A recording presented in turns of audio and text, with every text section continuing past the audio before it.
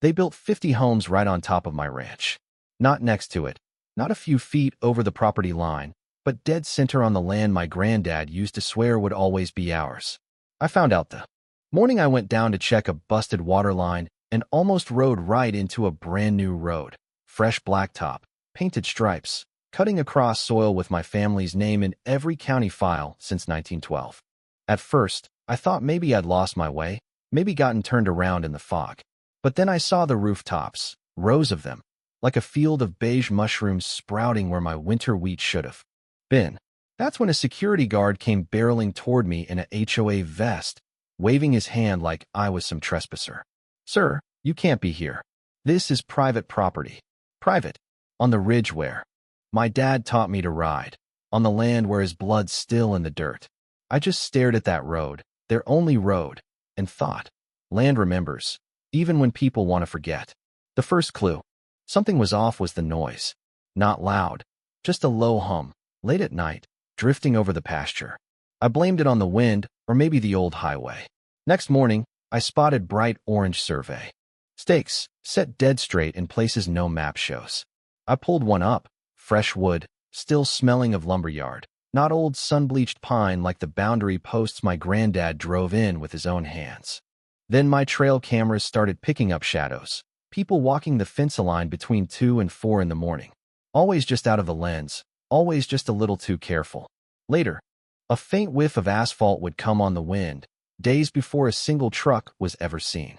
One afternoon, my horse Daisy refused to go any farther. Right in the south pasture, she locked up, ears flat, nose twitching. That's when I found a half-buried electrical junction box, brand new, no markings, no reason to be there. I knew then, this wasn't just mischief or some lost hiker. This was planned. Every sign was a puzzle piece, and I was the only one around to put them together.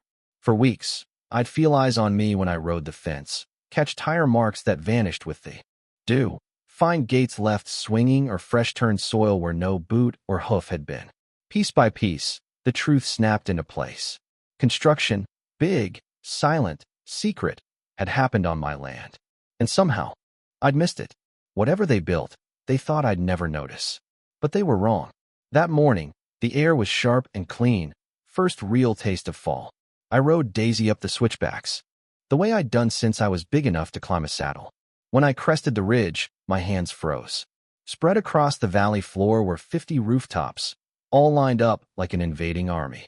Cream and beige, each house nearly identical. Brand new driveways, fresh concrete still shining in the sun, solar yard lights blinking along curbs that didn't exist a week earlier. A whole neighborhood, full on, finished, and already bustling, right in the heart of my ranch. For a second, I honestly thought maybe I'd ridden too far, maybe got turned around, but the creek bend and the cottonwoods and the old stone outcrop, all still right where they'd always been. Just now, where my wheat should be, there was a playground and a forest of for sale signs. Daisy shifted, uneasy. "Easy, girl," I said, though my own heart was racing. At the entrance gate, 2 stone pillars framed a shiny sign, Silver Echo Ridge, a community of harmony. Harmony. They had no clue what they'd just dropped themselves into. A woman in a powder blue vest, clipboard gripped like a badge, stepped from a little booth. "Good morning. Are you here for a tour?" she chirped. I tried to explain, but behind her, people paused to stare. Kids on scooters slowed. A jogger yanked out her earbuds. I swung off Daisy and asked, "Who approved all this?" She rattled off some script about county permits and premier communities, but I wasn't listening. My eyes had drifted to the hill behind her, where my mother's ashes are scattered, or were, 27 years ago. The ridge was gone, flattened for a plastic playground. My chest got tight, and for a second I couldn't breathe. "Who built this?" I asked. She started talking about developers and documentation, but when I checked the county GIS portal on my phone, it still showed my ranch as one continuous property. Silver Echo Ridge didn't exist, not on any official map, but it sure did on the ground, right over my family, right over my mother's resting place. When I told her I wasn't a visitor, but the owner, her smile faded. The jogger's steps slowed. A father scooped up his kid and hurried inside. "This isn't harmony," I said quietly, staring at the playground. I didn't finish. I just rode home, mind spinning. That resolve settled in, the kind my dad had the night wildfire came for. Our north fence. Not panic, not rage, just cold focus. I rode to the new road again. Another security SUV pulled up, mirror shades, radio at the ready. Sir, you need to show ID. This is private property. I just looked at him, then pulled the deed from my saddlebag. Parcel 27 to 1845, signed all the way back to 1912, right down to my father's last update. You're standing on it, I told him. He shifted, unsure. Anyone can print old papers, he muttered, but I handed him the original. Yellowed, brittle, with the county stamp still clear.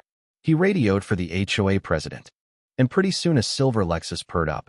Out stepped Olivia Crane, all tailored blazer and gold-rimmed glasses, not a hair out of place. She tried to smile, tried to sound reasonable, but every word dripped with that HOA tone, like rules exist to keep people like me in line. I laid it out. My name's Russell Merrick, owner of Red Valley Ranch. Every inch of this was deeded to my family. Olivia just laughed, tossed her head, said the paperwork was outdated. I told her to look again, showed her the map, the survey, the fact that not a single transfer had ever gone through. She just smirked, then sue. That was her answer to everything. If you really believe this, take us to court. So I did. Turns out, the approved permits were all faked, filed on Christmas, Thanksgiving, days when the county office was locked. Signatures from people who'd retired years ago. I had an old friend, Arthur Hale, a soil engineer, look over their drainage system. He found that their stormwater wasn't just running off the ridge into my creek. It was flooding it with chemicals, asphalt, fertilizer. The retention pond was a joke, the environmental forms forged. The whole thing put together by contractors without a license to even work here. Worst of all, tucked behind a transformer box, I found a folder of official state forms, all with the exact same fake signature, pixel for pixel. It wasn't just a cut corner, it was an industrial-sized fraud. Arthur just shook his head. They planned this, he said. Planned every inch.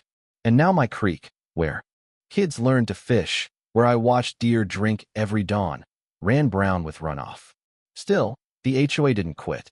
They pinned a violation notice to my gate, claimed my cattle were disturbing their community, sent a drone to film my pasture. I roped it out of the sky. The sheriff, Rick, good man, ranch boy at heart, took one look and filed it as trespass. But Olivia rolled up, shrieking about property damage and intimidation, promising every lawyer she could hire would bury me. You're picking a fight you can't win, she hissed. I'm not picking a fight, I told her. I'm finishing one. She started the smear campaign, flyers in town, HOA emails, posts about the dangerous rancher, harassing her perfect neighborhood. Code enforcement came by, checking for violations. All clean. They filed 5 complaints that day. All empty.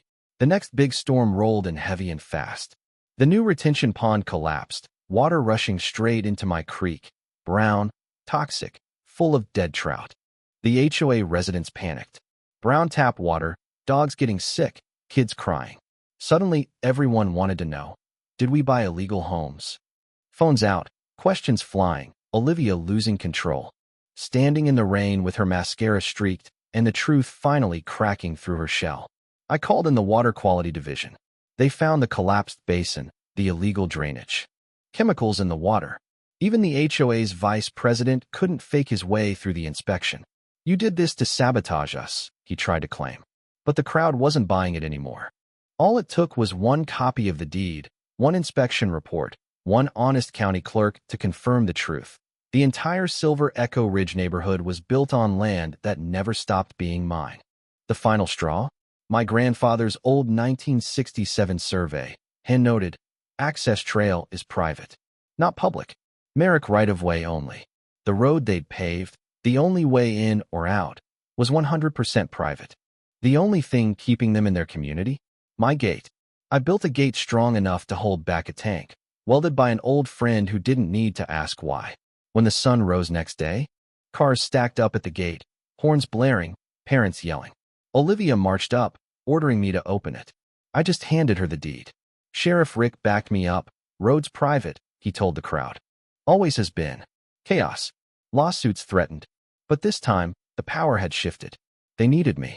It all hit a boiling point when someone inside the HOA, maybe a board member tired of the lies, leaked all the forged permits and fake environmental clearances.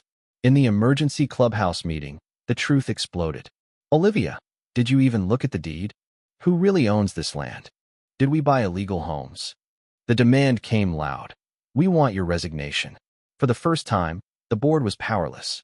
The kingdom she built on stolen soil was falling apart. My lawyer, Brenda, filed for an emergency injunction. By 7:40 a.m. the next morning, the sheriff's office had the order. All HOA governance on my land was suspended. The developer skipped town. Olivia was stripped of her presidency by a judge who called out every fraud, every environmental crime, every illegal foundation. This land remembers, Mr. Merrick, he said. Today, the record is corrected. The fallout was fast.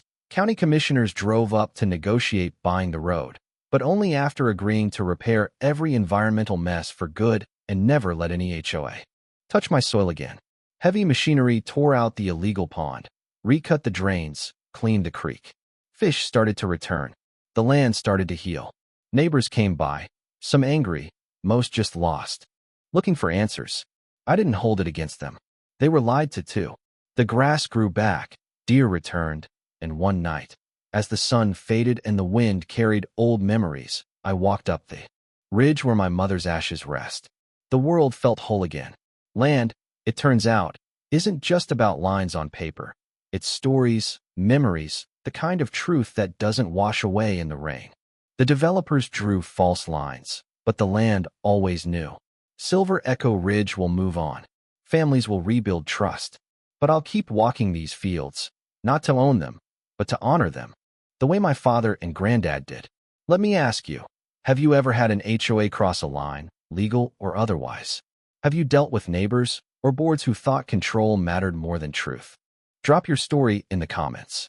These battles for land and justice, they aren't rare. They're just too often buried quiet. And sometimes, it takes a storm to bring the truth back into the light.